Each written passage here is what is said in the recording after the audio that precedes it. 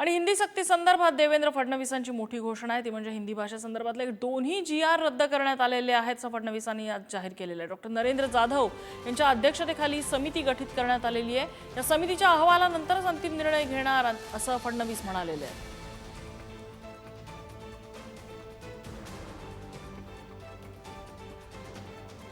आम्ही असा निर्णय केलेला आहे की त्रिभाषा सूत्राच्या संदर्भात ही भाषा कुठल्या वर्गापासून लागू करावी, ती कशा प्रकारे करावी, कुठली करावी, काय मुलांना चॉईस द्यावा याचा निर्णय करण्याकरता राज्य सरकारच्या वतीनं डॉक्टर नरेंद्र जाधव यांच्या नेतृत्वात एक कमिटी तयार करण्यात येईल। या समितीचा रिपोर्ट आल्यानंतरच त्रिभाषा सूत्र त्या रिपोर्टच्या आधारावर या ठिकाणी लागू केलं जाईल।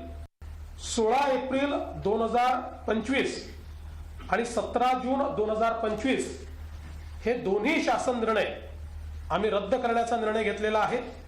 हे दोन्ही शासन निर्णय या ठिकाणी रद्द आम्ही करतो आणि ही नव्याने समिती तयार करतो।